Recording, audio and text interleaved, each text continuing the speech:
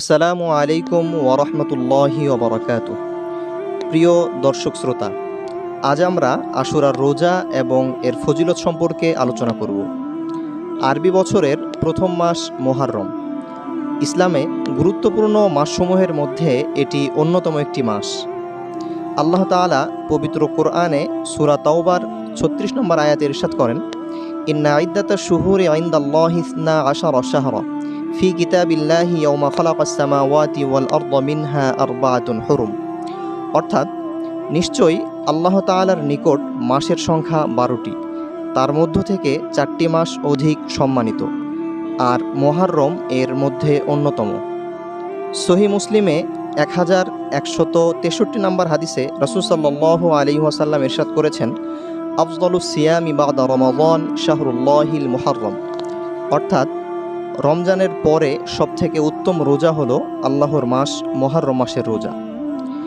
প্রিয় দিনী ভাই ও বোনেরা, আশুরার দিনের ফজিলত সম্পর্কে রাসূল সাল্লাল্লাহু আলাইহি ওয়াসাল্লাম সহিহ মুসলিমে 1162 নম্বর হাদিসে ইরশাদ করেন, সিয়ামু ইয়াউমি আশুরা আহতাসিবু আলাল্লাহ আন ইউকাফিরাস সানাতাল্লাতী ক্বাবলা। অর্থাৎ, রাসূল সাল্লাল্লাহু আলাইহি ওয়াসাল্লাম বলেছেন, আমি আশাবাদী যে আশুরার রোজা পূর্বের 1 বছরের গুনাহ মাফ করে দেবে।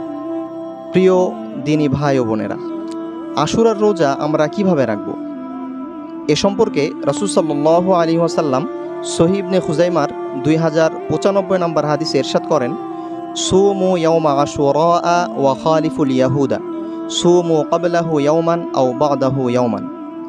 তোমরা আশুরার দিনের রোজা রাখো এবং এতে ইহুদিদের বিপরীত করো।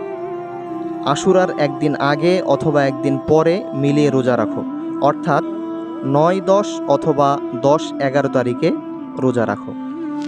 তাই আসুন আমরা সপরিবারে আশুরার রোজা রেখে উপরোক্ত ফজিলত অর্জন করি এবং আল্লাহ তাআলার নৈকট্য অর্জন করি।